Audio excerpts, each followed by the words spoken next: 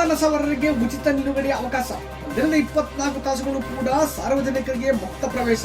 ಕಾಸು ಕೊಟ್ಟರೆ ಸಾಕು, ನಿರ್ಭೀತಿಯಿಂದ ಕಾರ್ಯಸಿದ್ಧಿ ಮಾಡುವ ಬ್ರೋಕರ್ಗಳು, ಉಚಿತ ರೋಗಗಳ ನೀಡುವ ಗರ್ಭೆದ್ದು ನಾರುವ ಪಬ್ಲಿಕ್ ಶೌಚಾಲಯ.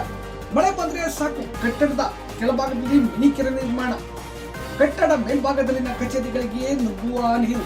ಒಟ್ಟಾರೆ ಬರೀ ಸಮಸ್ಯೆಗಳ ಕಣಜ ಯಾವುದು ಎಂದು ಕುತೂಹಲವೇ? ನಮಸ್ಕಾರ ಪ್ರಿಯ ವೀಕ್ಷಕರೇ, ಸಂಗ್ರಾಮ ಟಿವಿಗೆ ಸ್ವಾಗತ. ನಾನು ನಿಮ್ಮ ಹಸಿರ.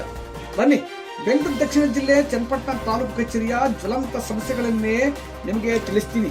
ತಾಲೂಕು ಕಚೇರಿಯ ಆವರಣದಲ್ಲಿ ಇಲ್ಲ ಅಂದ್ರೂ ನೂರಾರು ದ್ವಿಚಕ್ರ ವಾಹನಗಳು ನಿಲುಗಡೆಗೊಂಡಿರುತ್ತವೆ. ಕಚೇರಿಯಲ್ಲಿ ಕರ್ತವ್ಯ ನಿರ್ವಹಿಸುವ ಅಧಿಕಾರಿ ಸಿಬ್ಬಂದಿ ವರ್ಗದವರ ಬೆರಳೆಣಿಕೆಯಷ್ಟು ದ್ವಿಚಕ್ರ ವಾಹನವಾದರೆ ಉಳಿದ ವಾಹನಗಳು ಯಾವ್ಯಾವು ಅಂದ್ರೆ ಬೆಂಗಳೂರು, ಮೈಸೂರು ಹಾಗೂ ಬಿಡದಿಯಲ್ಲಿ ಕೆಲಸ ಮಾಡುವ ಮಂದಿ ತಮ್ಮ ವಾಹನಗಳನ್ನು ನಿಲುಗಡೆ ಮಾಡಿ ಹೋಗುತ್ತಾರೆ ಎಂದು ಕೆಲವರ ಮಾಹಿತಿ ಆಗಿದೆ.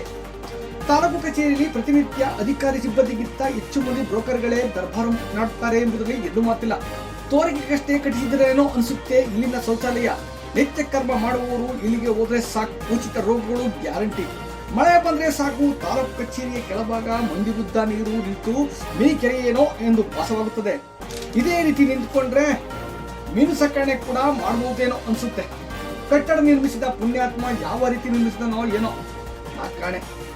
ದಂಡ ಕೊಟ್ಟಿಗೆಗಳು ಕೂಡ ಈ ರೀತಿ ಇಲ್ಲ ಎಂದೇ ಹೇಳುತ್ತಾರೆ ಪ್ರಜ್ಞಾವಂತರು.